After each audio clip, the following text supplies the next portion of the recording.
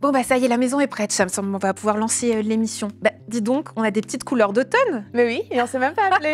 C'est vrai. Et vous, à la maison, qu'est-ce que vous avez mis comme tenue? Parce qu'on vous emmène en balade aujourd'hui. Oui, on va à Nyon. On va découvrir les deux nouveaux itinéraires culturels qui ont été créés par la ville de Nyon pour se rendre compte un peu de l'histoire cachée derrière les œuvres d'art qu'on peut retrouver en ville et dans les espaces publics. On vous parle d'art intégré. Bonne route, Chams. Merci. Ciao.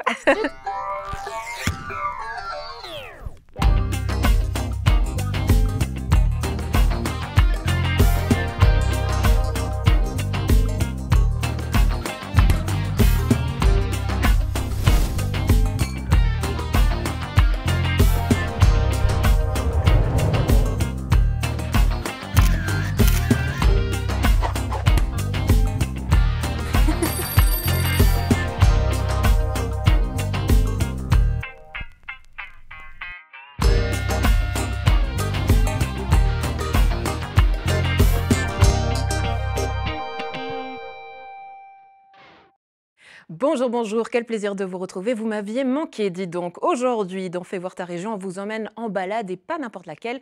On vous emmène plus précisément en ville de Nyon pour une balade artistique au cœur de la ville où l'art ne se cache plus dans les musées, mais où il s'invite dans l'espace public. Avec nous sur le plateau, nous recevons Myriam Kridi, chef du service de la ville de Nyon, pour nous présenter les balades artistiques en ville de Nyon. Et puis en deuxième partie d'émission, Frédéric Post, artiste engagé de Genève, sera avec nous.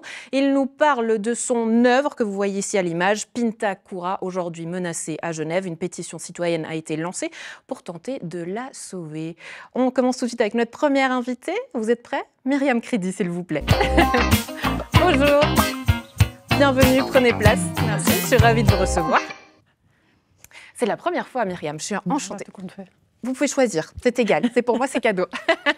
Je suis ravie de vous avoir. Nouvelle chef du service de la culture, on n'avait pas encore eu la chance et l'honneur de vous avoir. Déjà, en quelques mots, la signature Myriam Kridi, ça serait laquelle? Je dirais que j'ai cette sensibilité très forte au lien entre la culture et l'espace public. Ouais. Moi, j'aime beaucoup votre style. C'est vrai que là, vous venez en jeans. On n'a pas l'habitude de recevoir comme ça du côté politique les gens, donc j'adore, je valide, c'est pour moi. Prenez le compliment, Myriam. Balade en ville de Nyon, balade artistique. La ville de Nyon qui inaugure donc 2 balades pour inviter la population à regarder l'art dans l'espace public autrement. Dites-nous d'ailleurs ce que vous en pensez, peut-être sous l'émission en commentaire. Myriam, comment est né ce projet? Il existe déjà 16 ou 17 œuvres d'art dans l'espace public. Et puis, il y a eu un postulat, comment on peut dire ça? Il y a tout d'un coup une personne politique qui décide d'interpeller la municipalité qui gère la ville pour lui dire « mais vous avez 16 œuvres dans l'espace public, est-ce qu'on ne pourrait pas les mettre davantage en valeur et expliquer mieux à la population ce que c'est ces œuvres ?» parce qu'elles posent parfois pas mal de questions. Et de ça est née une réponse du service. Mais à la base, ça vient effectivement d'une personnalité politique qui avait envie qu'on valorise mieux les œuvres. Oui, comment valoriser justement ces œuvres? C'est la question que l'on se pose aujourd'hui. Quelle place donne-t-on à l'art dans nos villes et comment surtout la faire vivre durablement? Je vous propose, Myriam, qu'on aille tout de suite en ville puisque Chams est sur place avec le chef de projet, un collègue à vous. On les retrouve. Bonjour Chams. Michael Goodchild, chargé de projet du coup de la ville de Nyon, et on est au point de départ des 2 balades. Ça va? Ça va et vous? Merci pour l'accueil. Merci.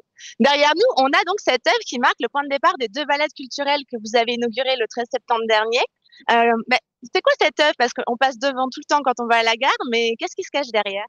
Alors, tout d'abord, merci beaucoup. Je suis très content de vous faire découvrir peut-être 3 œuvres qui font partie de la balade Nord, qu'on va commencer maintenant.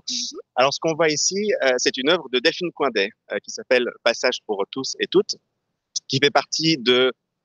c'est une œuvre qui est composée en fait de 6 éléments qui sont disposés autour de la gare. Ici, on en a un qui, au fond, le travail de Delphine Coindet s'inspire pas mal de travail sur ordinateur, sur écran, fait appel aux jeux vidéo aussi. On voit ici ces couleurs et elle rappelle certaines architectures environnantes dans la gare. D'accord, c'est bien. On va commencer du coup la première balade, donc c'est la Nord, vous me dites, hein? C'est la balade Nord, c'est ça. Et puis une chose dont on va pouvoir parler ensuite, c'est les balades sonores. Et puis les personnes qui ont créé les balades sonores se sont appropriées cette œuvre comme lieu de... C'est un seuil, c'est-à-dire qu'on passe au travers de cette œuvre pour commencer une balade ou l'autre. Oui, parce que du coup, il y a, comme vous l'avez dit en plateau, une dizaine d'œuvres hein, qui sont mises en valeur dans ces itinéraires. Et les artistes qui en font partie sont tous des artistes de Suisse, voire de la région. Alors, c'est effectivement beaucoup d'artistes suisses, principalement de la région, quelques-uns et quelques-unes de Nyon. Oui, effectivement. Et pourquoi est-ce que vous avez voulu mettre en valeur ces œuvres qui sont présentes en ville? Parce qu'on passe devant en permanence, mais on ne sait pas forcément que c'est des œuvres. Comme vous le dites, c'est ça. Elles habitent Nyon, et énormément de personnes qui habitent à Nyon, ou qui n'habitent pas, les connaissent, les reconnaissent, mais ne savent pas nécessairement que ce sont des œuvres d'art. Donc nous, ce qu'on a voulu faire, c'est pouvoir valoriser ce patrimoine pour leur donner une histoire, pour leur donner un nom, si vous voulez, un visage. Par exemple, là, on arrive auprès de cette œuvre sur laquelle on s'abrite bien souvent pour avoir un peu d'ombre ou éviter la pluie. C'est l'œuvre de qui?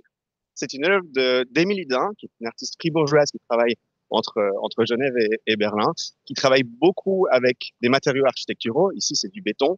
On a une toile PVC aussi. Et ce qui est assez intéressant avec ces œuvres, donc c'est une œuvre qui fait appel à l'imaginaire aviaire, aux oiseaux. On va se tourner pour que vous puissiez mieux voir. Donc, il y a 3 énormes structures en béton qui font appel peut-être justement à cet imaginaire aviaire. On imagine peut-être des becs ou un héron ou des grues, et c'est recouvert par une toile en PVC qui rappelle le plumage des oiseaux. Donc, ça s'appelle les ailes du Caussy. Et ce qui est intéressant avec cette œuvre aussi, c'est qu'elle a un usage, comme vous le dites, qui abrite du soleil et de la pluie. Donc, on a énormément de personnes qui viennent s'installer sur les tables qui s'y trouvent. Est-ce que c'est ça la particularité d'une œuvre d'art qu'on retrouve dans les rues, dans les parcs, dans les bâtiments publics? C'est le fait qu'on peut la toucher, on peut l'utiliser, elle fait partie de notre quotidien? C'est ça, on n'est pas dans un musée où on nous empêche de toucher les tableaux. Ça doit vraiment avoir un aspect plus sensoriel. On peut venir, ça doit s'intégrer vraiment à l'espace public et y trouver parfois un usage. C'est pas nécessaire, mais il y a beaucoup d'artistes qui travaillent avec l'espace public pour donner un nouvel usage à un espace. Parce que vous avez fait l'inauguration donc de ces 2 itinéraires, c'était le 13 septembre à l'occasion des Journées européennes du patrimoine. Vous aviez invité les Nyonnais et Nyonnaises intéressés à venir, à participer. Vous avez eu quels échos?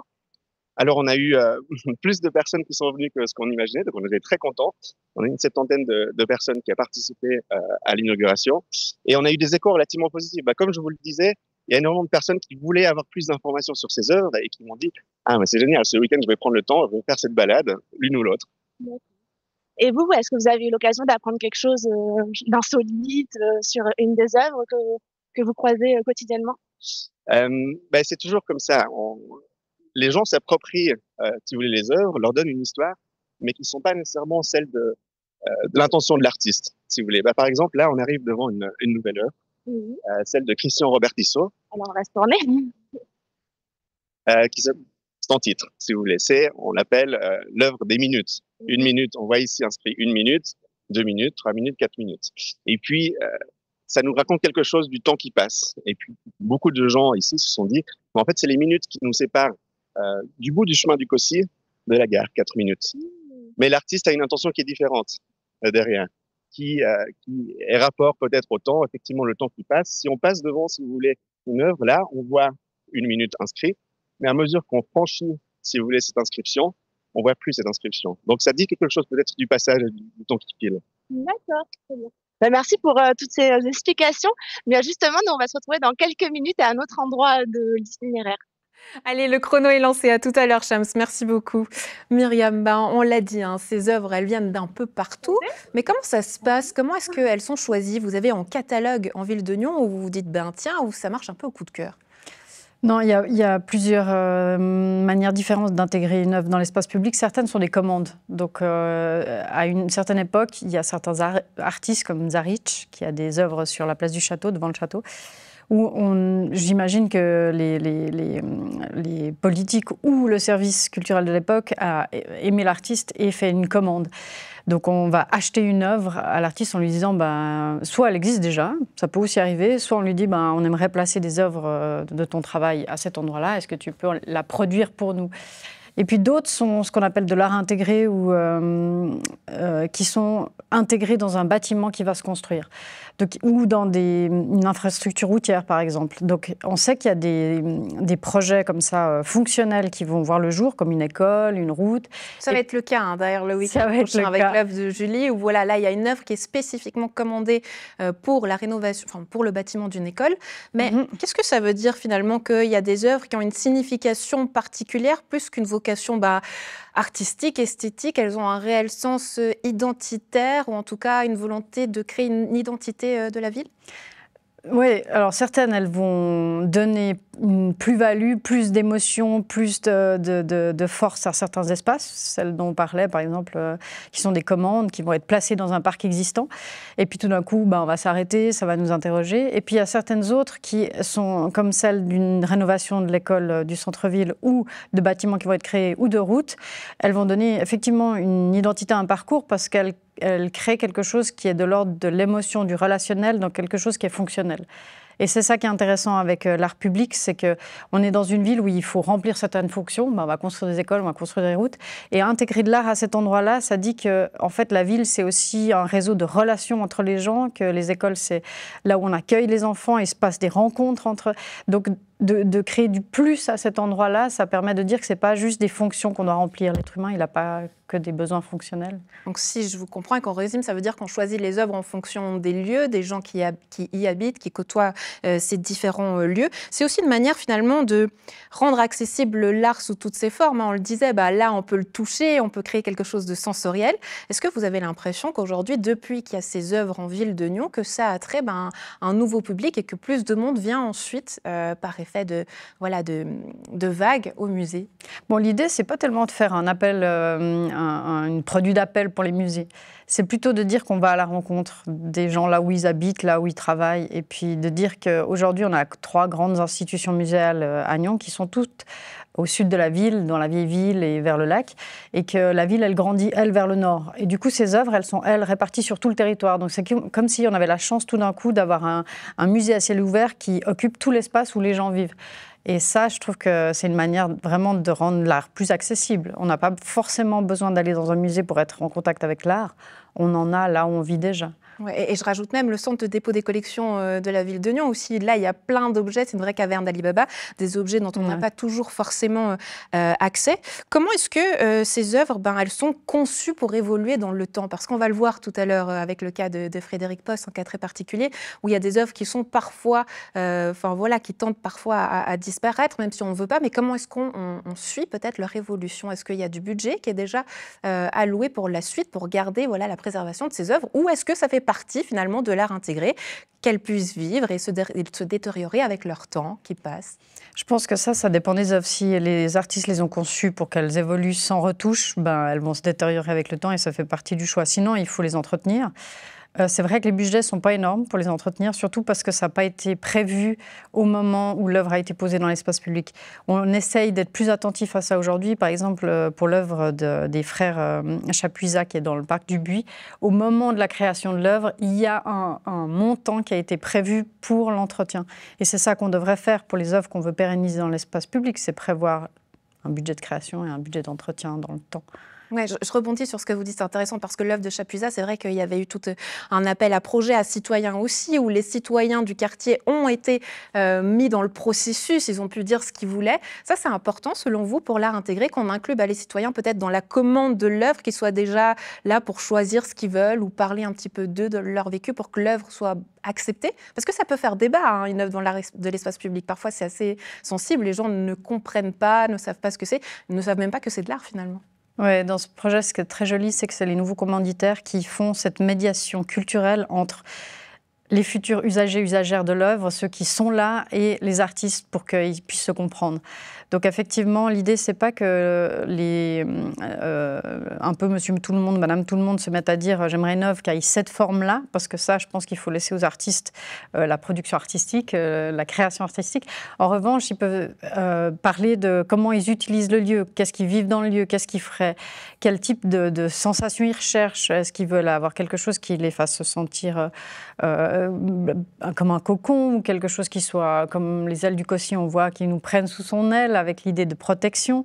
Donc ça, c'est bien que, effectivement, les gens à qui appartient, la population d'une ville puisse participer à ça. C'est pas possible à chaque fois parce que dans les bâtiments publics, par exemple, on est dans un autre type de commande, ça doit répondre à une certaine partie de la population et pas dans son ensemble. Mais quand ça peut être fait, c'est vraiment un plus. C'est une vraie rencontre qui se fait en amont de l'œuvre, avant qu'elle soit créée. Et est-ce que selon vous, ça crée une appartenance à la ville de Nyon, ces œuvres aujourd'hui dans l'espace public? Oui, je pense que ça colore certains espaces, que ça permet de ralentir certains... Parfois, là, par exemple, 1 minute, c'est très joli. On est très pressé, parfois, dans l'espace public. Certaines œuvres, elles nous permettent de ralentir ou de... Si on est avec des familles, on voit comme la première qu'on a vue de Delphine Coindet qui ressemble à une porte. Les enfants, ils ont très envie de la traverser pour voir si tout d'un coup, on rentre dans un nouvel univers. Donc, il y a des choses ludiques qui se créent comme ça et ça permet d'être dans une ville qui a plusieurs couches. Il y a ce qu'on a besoin, puis il y a ce qui n'est pas forcément nécessaire au premier abord, mais qui nous rend la ville plus sympathique, plus belle, plus intéressante, beaucoup de choses. Et qui permet des fois aussi, entre les gens, de créer des rencontres ou du dialogue. C'est ce qu'on a vu quand on a inauguré ces balades. Les gens, tout d'un coup, se discutaient entre eux de ce qu'ils en pensaient. Et je trouve que toutes les rencontres qu'une œuvre peut créer, elles sont belles, elles sont intéressantes. Ouais. Alors, on va retourner en ville avec Shams, mais peut-être avant de repartir, est-ce que vous avez déjà votre petite œuvre préférée? Je sais que c'est toujours très dur à choisir. Bon, moi, j'aime beaucoup celle de Langemoman, mais c'est aussi une des... Elle est assez facile, comme ça. Qu'est-ce qui vous parle dans cette œuvre? J'aime bien l'idée qu'on la regarde, et puis après, on regarde ailleurs, parce qu'on a l'impression de l'avoir vue, puis tout d'un coup, on la re-regarde de nouveau, puis on se dit, mais tiens, elle bouge. Et rien que ça, ce truc-là de se dire, comme dans la vie, des fois, on a l'impression qu'on a tout vu en ayant regardé en vitesse, puis en fait, quand on regarde mieux, il se passe quelque chose. Alors, on vous laisse réfléchir sur cette question peut-être philosophique à la maison. Shams, on retourne à toi, toujours en ville de Nyon. Où est-ce que vous êtes cette fois-ci? Ah, les Chapuzas. Oui, nous sommes arrivés à la deuxième œuvre de l'itinéraire sud. C'est juste? Tout à fait, oui, les frères Chapuzas. Ils sont des frères de la région. C'est ça, ils habitent à Founet, pas loin d'ici. Oui, c'est à côté. Et du coup, derrière nous, c'est leur œuvre qui est en bois de chêne, c'est ça? C'est ça, c'est des sections massives de chêne. Oui. Et les jeunes l'appellent la grande structure, vous me disiez? Oui, c'est ça, on est à côté d'une UAPE, donc des jeunes, une structure parascolaire où les jeunes jouent énormément. Ils l'appellent la grande structure, à tel point que sur Google Maps, on voit un point qui indique cette structure. Pourtant, c'est pas son nom. Pourtant, c'est pas son nom du tout. Donc oui, ça sont bien appropriés. Et du coup, on parlait de Google Maps, d'utiliser son téléphone. Et un des aspects des itinéraires, c'est justement de pas seulement se balader, mais aussi de profiter de balades sonores. Oui, c'est ça. À proximité de chacune des œuvres, on a des cartels d'exposition. Donc ici, à côté de nous. Je vais vous montrer. Donc avec des informations sommaires sur les œuvres, puis un QR code qu'on peut scanner au-dessous. D'ailleurs, je peux vous le montrer si vous voulez. Alors oui, volontiers. Qu'est-ce qui se passe si on scanne le code? Alors, on est redirigé généralement vers des photos, des vidéos et des podcasts, donc ont été créés spécialement pour l'occasion. Oui, c'est ça, par la comédienne Tiffany Beauvais-Clamette et puis le musicien Martin Demorzier. Et c'est des bandes sonores qui invitent le public à comprendre, à s'intéresser à des œuvres différemment. Et là, du coup, quand vous êtes connecté, qu'est-ce que ça vous propose? Alors, j'ai la page de l'œuvre avec des informations plus complètes sur l'œuvre. Et si je clique sur le détail, eh bien, ici, vous voyez, j'aurai la bande sonore avec des notices un peu plus complètes sur les œuvres. Le but, c'est de se déplacer donc d'œuvre en œuvre, de déambuler en fait d'œuvre en œuvre dans la ville de Nyon, mais en même temps en écoutant ce podcast. Et qu'est-ce qu'on va apprendre dedans? C'est vraiment de la fiction ou ce sont des faits? Alors, on a fait aussi appel à une comédienne pour offrir un regard un peu différent sur les œuvres. C'est varié, parfois on aura de la fiction, parfois des informations qui reprennent les notices, mais on a toujours une histoire différente, si vous voulez, qui est racontée un peu presque onirique par moment. Et concernant les deux frères, on va pouvoir bientôt avoir accès, vous me disiez, à des interviews du coup des artistes. C'est ça, on a 4 vidéos qui sont en préparation, des interviews réalisées par Adrien Wagner, qui est de la région aussi, à propos des artistes, de leurs pratiques et de ces œuvres spécifiquement qui sont installées à Nyon. Très bien. Ben, merci pour ces explications. Et du coup, il me tarde d'essayer de faire cette balade. Avec plaisir. Merci beaucoup pour l'accueil. Merci Shams, très belle journée. Profite encore du soleil, tu as de la chance, on est un petit peu jalouse en plateau avec Myriam. Bon retour. À présent, on reçoit Frédéric Post, un artiste genevois engagé et reconnu notamment pour ses œuvres lumineuses, je vous en parlais en introduction, dans l'espace public. En 2016, il réalise Pintakura, une œuvre de néon installée sur la façade d'un immeuble dans le quartier des Grottes à Genève. Je suis sûre que vous l'avez déjà vu. Des emblèmes aujourd'hui sur ce quartier et commandés dans le cadre du festival Ginivalux. L'œuvre représente un jaguar et un serpent. Eh bien, aujourd'hui, elle pourrait être menacée. On va en parler avec l'artiste lui-même que j'ai le plaisir de recevoir sur le plateau. Bonjour Frédéric, bienvenue. Bonjour. Merci, ravi de vous recevoir. Pareil. On se disait en rédaction, avec quel style va venir Frédéric? Finalement sobre. Très sobre. Je suis juste allé faire un petit jogging avant de venir. Je suis venu comme j'étais. Mais c'est comme ça qu'on vous aime Frédéric, comme vous êtes et engagé. Bon, déjà, comment ça va? Ça va très bien. Pas plus remué que ça? Ah bah bien sûr, il y a un petit moment d'adaptation, d'évaluation de la situation, mais après, voilà, c'est une nouvelle expérience aussi. J'aime bien l'action quand même. Et là, cette démarche, je rencontre plein de politiques et plein de citoyens et de citoyennes qui me disent de quelle manière ils apprécient cette œuvre, ils m'encouragent et je rencontre des nouvelles personnes que je ne connaissais pas avant. Ça veut dire quoi? Que c'est un milieu que vous n'aviez pas l'habitude de côtoyer peut-être? Le milieu politique, un peu, mais pas tant que ça. J'ai fait des projets souvent indépendants, pas toujours subventionnés. Et c'est vrai que là, en créant une pétition, on s'engage dans une forme d'action démocratique. Et c'est vrai que sans le soutien, c'est d'abord le soutien de la population, mais après, c'est aussi des démarches politiques pour qu'il y ait des acteurs qui se saisissent de cette proposition. Oui, pourtant, votre art a toujours été très engagé, mais on va y revenir justement. J'aimerais revenir sur l'origine de l'œuvre Pintakura. J'aimerais que vous nous racontiez cette commande. Donc, comment est née l'idée? Elle arrive en 2016, mais comment est-ce qu'elle arrive jusqu'à son installation, cette œuvre qu'on voit ici à l'image? Ce festival Ginivalux est organisé par un curateur qui est un curateur indépendant. Et le Fonds municipal d'art contemporain, le service culturel de la ville de Genève, m'a proposé de participer. C'était la première fois qu'un artiste était invité par le Fonds pour faire une participation à ce festival-là. Ouais, c'était une première, hein. Ça c'est déjà assez symboliquement, c'est quelque chose d'assez fort. J'aimerais parler du symbolisme. Voilà, ce jaguar et ce serpent, parce qu'il y a une signification derrière, c'est laquelle? Que représentent pour vous artistiquement et peut-être plus personnellement aujourd'hui ces symboles? Moi, je pense que dans cette pièce, il y a plusieurs niveaux de lecture et c'est peut-être aussi pour ça qu'elle intéresse et l'interpelle. Pour moi, elle s'appelle Pintakura, ça veut dire la vision qui soigne.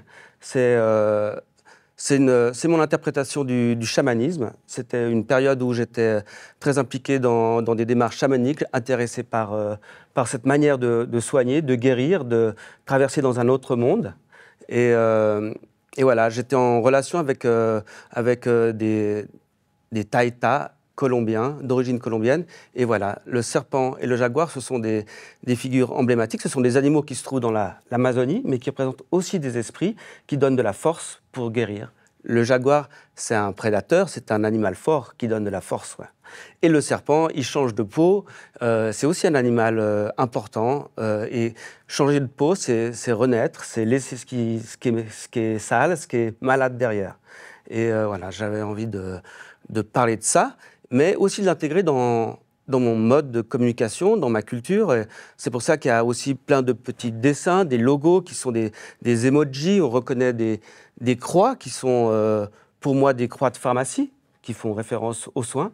Pour d'autres personnes, c'est des croix chrétiennes, mais pourquoi pas? C'est aussi ma culture, mon background. Voilà, c'est ce mélange d'éléments symboliques, traditionnels et très contemporains. Je ne sais pas ce que vous en pensez à la maison, mais moi je trouve ça assez symboliquement très très fort aujourd'hui. Dans la signification même de cette œuvre, il y a ce jaguar, peut-être même qu'on peut se dire qu'aujourd'hui c'est vous, puisque vous devez avoir cette force de guerrier pour aujourd'hui continuer à faire perdurer cette œuvre. Et puis le serpent qui doit muer, changer de peau, penser aussi peut-être à l'avenir de cette œuvre, comment faire pour qu'elle perdure, peut-être ailleurs ou là. Aujourd'hui, qu'est-ce que vous désirez, Frédéric? Parce que voilà, vous l'avez dit, hein, il y a un combat qui est mené, une récolte de signatures a été faite. Combien de signatures déjà vous avez récolté révoltés de la part de citoyens qui s'opposent et qui veulent que cette œuvre reste là au quartier des Grottes? Alors, c'est une pétition qui associe Néon Parallax, d'autres installations lumineuses qui sont autour de la plaine de Plainpalais. Et Pintakura, il y a des similitudes dans le traitement de ces œuvres qui sont menacées, qui ne sont pas forcément restaurées. Voilà. Qu'est-ce que je demande?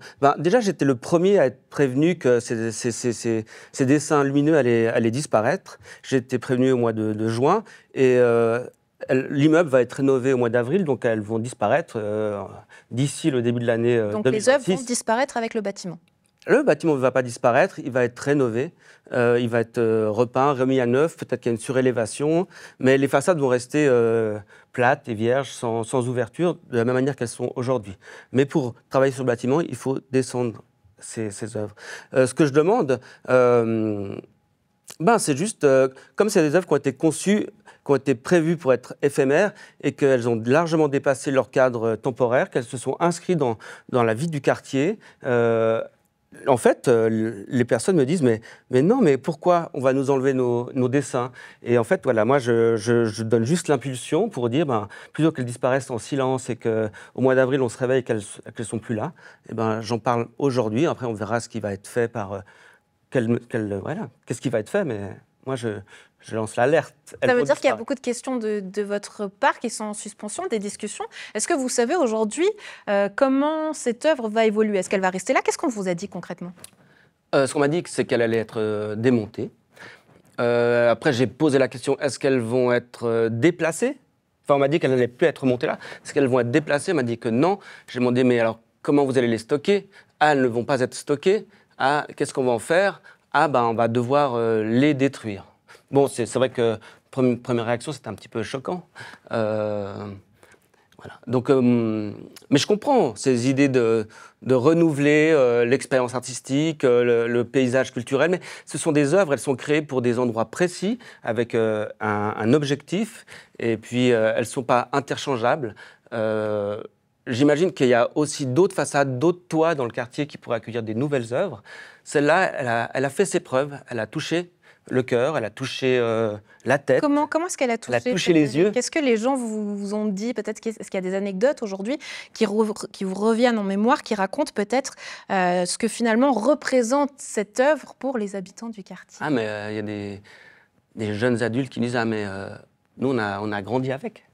Nos parents, ils nous amenaient là et on voyait le grand chat et après on a compris que c'était aussi des représentations de l'Amazonie et puis que ça pouvait avoir des significations de protection de l'Amazonie. Et après, on a eu conscience que ça représentait aussi du chamanisme et en fait, il y a eu plusieurs... Ils ont dit, on a appris à la connaître au fur et à mesure qu'on vivait.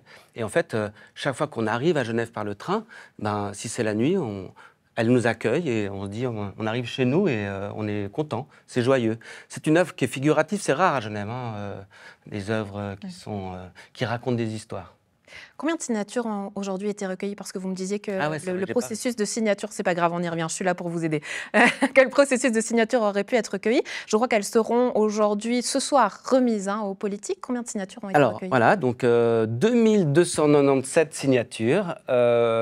En combien de temps? Depuis le 16 septembre. On avait prévu de faire une récolte jusqu'au 30 octobre. Mais en fait, 2297 signatures, ça donne déjà un signal suffisamment fort pour qu'elle soit déposée et voilà, d'amorcer la deuxième phase et d'avoir la chance de la présenter ce soir au conseil municipal. Voilà. Myriam, j'aimerais vous faire réagir là-dessus parce que vous êtes genevoise, une œuvre que vous connaissez bien évidemment. Mais on le disait tout à l'heure, c'est vrai qu'aujourd'hui, il faut se poser des questions de comment faire perdurer une œuvre, comment la garder ou la stocker. Donc on le voit, c'est beaucoup lié à l'actualité, des œuvres qui ont été initiées il y a plusieurs années de ça en arrière, aujourd'hui accompagnées. Comment vous réagissez, vous, à cette histoire? C'est vraiment l'idée de l'art in situ. Quand il est créé pour un bâtiment, c'est vrai que ce qui peut faire disparaître une œuvre, c'est que le bâtiment disparaisse ou que le lieu se modifie tellement qu'en fait l'œuvre, elle n'a plus de support. Là, ce n'est pas le cas, donc j'imagine que la décision, elle repose sur plutôt l'idée c'est une idée positive, j'imagine, à la base. Je ne peux pas me mettre complètement à la place de ceux et celles qui ont pris cette décision, mais de se dire que on doit conserver la possibilité de donner de la visibilité aux artistes, et ça, je trouve hyper positif. Après, il y a peut-être un endroit où je suis assez sensible entre l'art in situ qui est créé pour un lieu et une exposition temporaire dans l'espace public. On voit ça avec les photos. Alors tout d'un coup, on installe des supports de photos, on voit des photos, puis on sait qu'on va les enlever et puis qu'ils vont repartir. Et ça, je trouve que ça permet de visibiliser les artistes et que c'est pas grave que ce soit temporaire. Là, effectivement, l'œuvre était prévue comme temporaire, mais elle est vraiment in situ, c'est-à-dire elle est vraiment, on voit... Il ne serait pas possible de la déplacer ailleurs? Ça aurait moins de sens et puis surtout, ça serait très contraignant. Même des fois, on pense en termes beaucoup plus concrets. Il faut trouver le bon espace. Avec 2 façades identiques à proximité, ça n'aurait pas tellement de sens. Ouais. Frédéric, est-ce que ça aurait un sens pour vous? Parce que c'est vrai que j'imagine, vous me disiez dès le départ que c'était une vocation à vocation temporaire. Aujourd'hui, les choses ont changé. Peut-être même que vous, votre signification de cette œuvre a changé. Vous lui portez un autre regard. Est-ce que vous seriez prêt à ce qu'elle change de lieu, cette œuvre? Quand on pense une pièce comme ça, c'est vraiment pour un endroit où elle colle parfaitement à l'immeuble. Elle est face au quai. Elle accueille les visiteurs. C'est un quartier aussi où il y a de la misère, où il y a des difficultés de vie. Et ces couleurs, cette joie, elle se pose bien à cet endroit-là. On perdrait beaucoup de déplacés. C'est comme si on disait « Ah, mais on pourrait garder les petits dessins et puis les mettre dans un musée, certaines parties. » Ça serait un peu des... Ouais, mais ça, on perd, en fait, on perd. Elle est faite pour cet endroit-là. Oui, alors notamment concernant toutes ces questions du contrat, on va les laisser à la ville de Nyon. Mais vous, si vous aviez aujourd'hui un message à faire passer aux autorités et puis peut-être aux habitants du quartier, ça serait lequel? Eh bien, de réévaluer son statut d'œuvre éphémère, de se dire qu'elle a fait son job, elle fait son job, et que s'il n'y a pas de budget pour la remettre à neuf, après, en même temps que le bâtiment, trouver des financements parallèles. Moi, je suis là pour aider et lui donner quelques années de vie supplémentaires. Pour qu'il y ait encore d'autres enfants qui puissent grandir en la regardant. C'est intéressant, c'est-à-dire que votre rôle d'artiste pourrait aussi être amené à évoluer, à aujourd'hui trouver du financement. Donc on sort de cette casquette uniquement artistique où on répond à une commande, mais aujourd'hui le rôle de l'artiste évolue aussi. Bon, j'ai une pratique d'artiste, d'entrepreneur, des fois de jury dans des commissions aussi. Je peux voir les choses des 2 points de vue. Et je pense qu'il ne faut pas hésiter à remettre en cause des décisions qui ont été prises il y a 10 ans. Et bien sûr, l'artiste, il doit chaque fois un peu réévaluer sa position, sa pratique. Moi, j'ai créé un projet aussi qui s'appelle le Motel Campo. J'ai donné beaucoup de temps dans des projets collectifs en mettant un peu ma position individuelle ou ma création individuelle de côté, mais j'exprime des idées et des formes dans d'autres domaines. Là, si j'interviens, c'est juste parce que c'est juste une histoire de calendrier. Bien sûr, moi... Calendrier, on a du mal à vous croire quand même, Frédéric. Quand même, ça vous tient à cœur, cette œuvre. Bien sûr, ça tient à cœur, mais je préférerais intervenir pour faire une œuvre dans un autre endroit, qu'on m'appelle pour faire des nouvelles œuvres. J'en ai d'autres en tête. Mais voilà, c'est aussi mon rôle de faire une sorte de service après-vente, ou en tout cas de rappeler l'importance de cette pièce ou de ces gestes. Et voilà, c'est aussi il y a un peu de magie dans ce travail. Il y a une protection pour ce quartier. Si elle est aussi bien reçue, c'est qu'il y a une énergie qui s'en dégage, qui est unique. Qui est unique et symbolique. Et on va rester sur ce mot parce que c'est plutôt joli. Myriam nous en parlait tout à l'heure. Il y avait cette œuvre en ville de Nyon où on passe à travers une porte et peut-être qu'on rentre dans une autre dimension. C'était peut-être en tout cas celle qu'on souhaite trouver à Genève au travers de la vôtre. Frédéric Prost, Myriam Crédy, merci beaucoup d'être venu sur notre plateau, d'avoir pris le temps d'être venu nous en parler. On reprendra de vos nouvelles, Frédéric, si vous le voulez bien.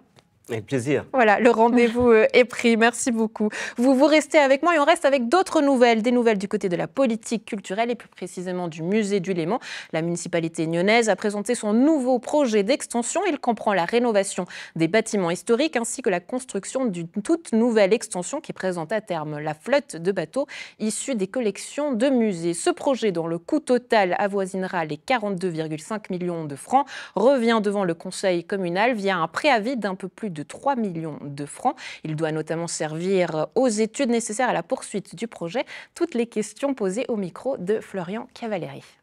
Aujourd'hui, nous arrivons devant le conseil communal avec un projet qui, finalement, a toutes les recommandations du tribunal fédéral de l'époque dans le recours des voisins.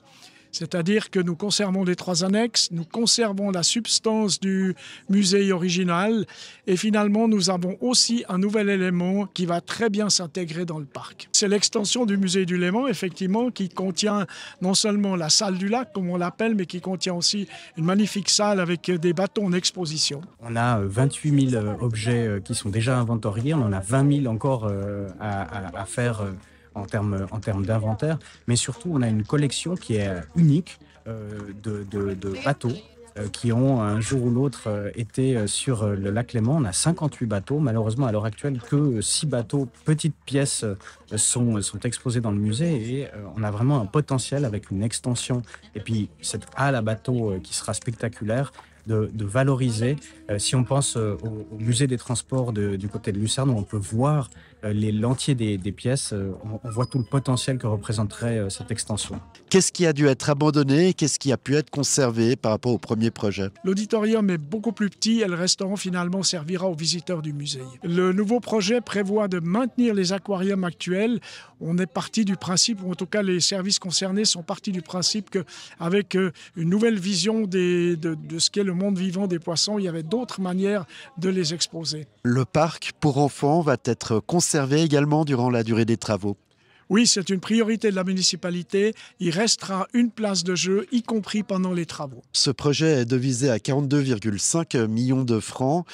Parlez-nous un peu de cette enveloppe budgétaire. Le projet avait été devisé à l'époque entre 44 et 46 millions lorsque la Fondation souhaitait le construire. Aujourd'hui, nous sommes à 42,5 millions estimés.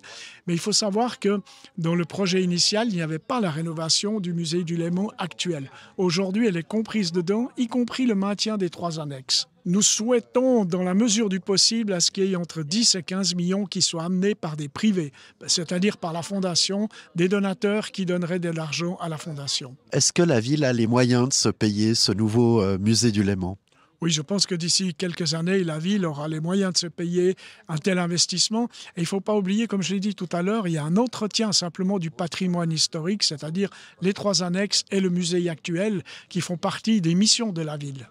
On continue, on revient en arrière sur ce week-end. Coppet était en fête avec la 6e édition et les 50 ans de la fête du bourg. Le vieux bourg s'est transformé en village festival sous le signe des 4 saisons. Samir Abid y était.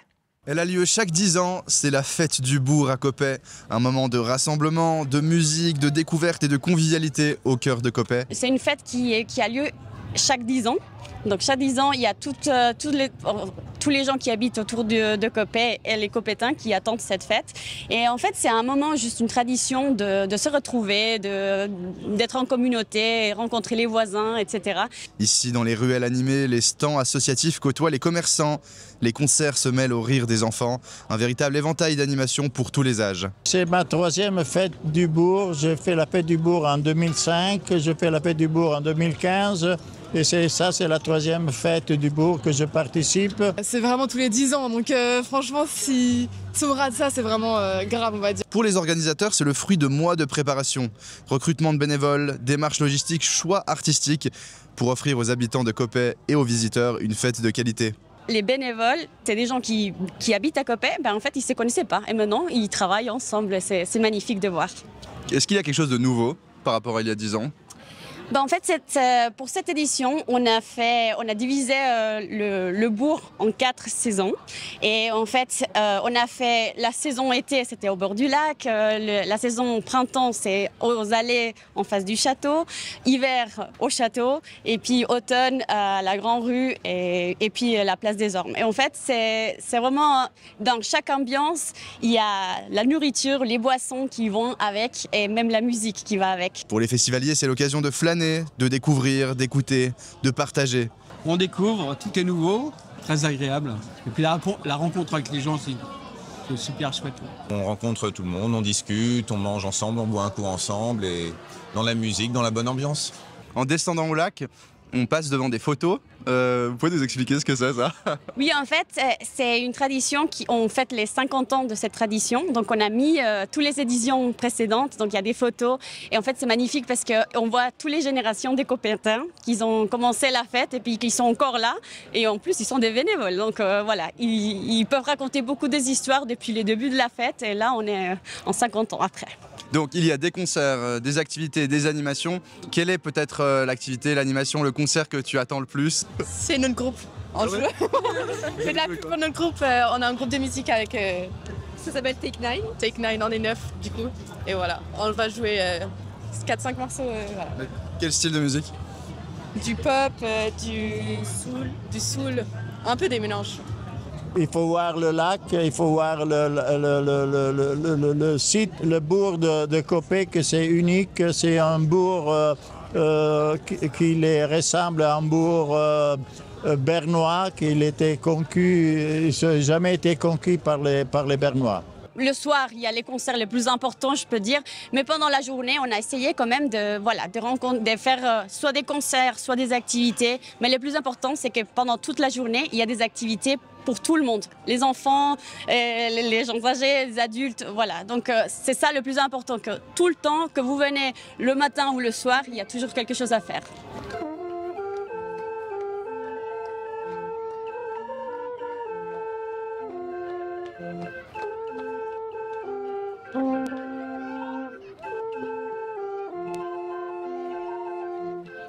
Et Samir vous y a peut-être croisé. Faites-nous part de vos avis sur les réseaux sociaux. Qu'avez-vous pensé, vous, de cette fête du bourg? Voilà, on se réjouit déjà du week-end prochain. C'est l'heure de la revue de Shams.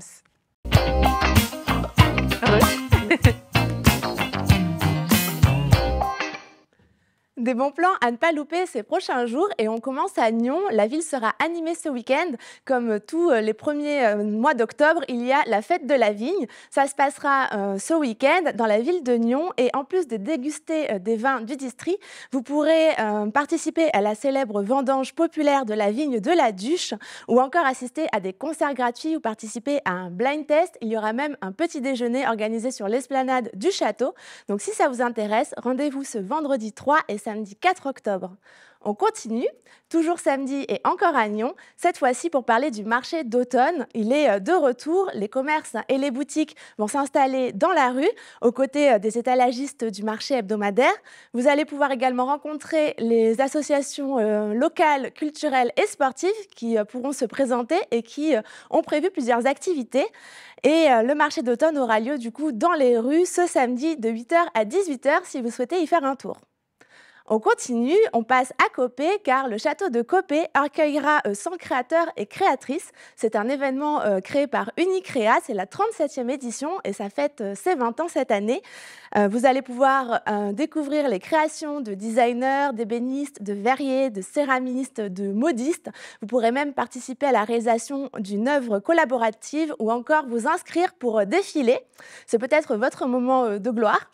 Et si vous souhaitez y participer, ce sera ce jeudi 2 octobre et ça terminera dimanche. On continue, on reste avec les célébrations à Rolle cette fois-ci, car la bibliothèque de la ville fête ses 10 ans. Les bibliothécaires, pour l'occasion, ont prévu plusieurs ateliers créatifs. Il y aura des lectures de contes, il y aura la possibilité de créer une histoire avec vos enfants. Si ça vous intéresse, ça commencera ce samedi avec des ateliers créatifs et un spectacle. Ça continuera mercredi avec un jeu enquête et jeudi, le dessinateur genevois Finma sera présent pour une animation sur le thème des fables de Jean de La Fontaine. Enfin, dimanche 5 octobre, c'est également la journée des châteaux suisses et le château de Prangin, pour l'occasion, a décidé d'ouvrir son marché potager. Vous allez pouvoir acheter les produits du potager et profiter d'animations comme transformer les fruits et les déguster, fabriquer du beurre ou encore torréfier du café. Il y aura plusieurs activités, également des visites guidées théâtralisées et des lectures de contes ou encore des présentations de danse du XVIIIe siècle. Ça se passe donc au château de Prangin. Donc laissez-vous surprendre, ce sera de 10h à 17h ce dimanche. Et enfin, on retourne à Nyon car une nouvelle œuvre sera inaugurée ce samedi 4 octobre. Il s'agit de la promenade. C'est une œuvre qui ne se contemple pas uniquement, elle se joue. C'est un carillon composé de 11 modules et de 227 tiges en bronze. L'artiste Julie Semoro l'a réalisé et pour l'occasion, pour son inauguration, elle a convié l'artiste qui est batteur et artiste sonore, Julian Sartorius. Il va pouvoir jouer de son carillon. Rendez-vous donc dès 13h à l'école du centre-ville de Nyon pour découvrir cette création. C'est très bien, on a le choix ce week-end. D'ailleurs, on peut voir encore quelques petites images de Julie Semoro. L'artiste avait couronné du prix de région de Nyon en 2016. Une œuvre dans l'espace public, une œuvre créée spécialement donc pour l'inauguration de cette école. Justement, l'art dans l'espace public, on en a parlé dans cette émission, Shams. Et oui, exactement. La promenade, donc cette œuvre qui est un carillon, c'est la 17e œuvre des 2 itinéraires culturels que propose la ville de Genève, la ville de Nyon. Ouais, parce qu'on a aussi parlé de la ville de Genève, c'est pas grave, c'est pour ça qu'on se mélange les pinceaux. Bon, moi je sais pas quoi choisir. Marché d'automne, vu et revu, ok, mais on passe quand même faire un tour, on boit un petit coup à la fête de la vigne. Ah. Moi, le salon des créateurs, ça me tente quand même pas mal, histoire qu'on puisse défiler. Allez, on part ensemble, on défile pour cette fin d'émission. Ah oui, toi à volontiers. droite, moi à gauche. Okay. C'est parti. Ciao, à demain.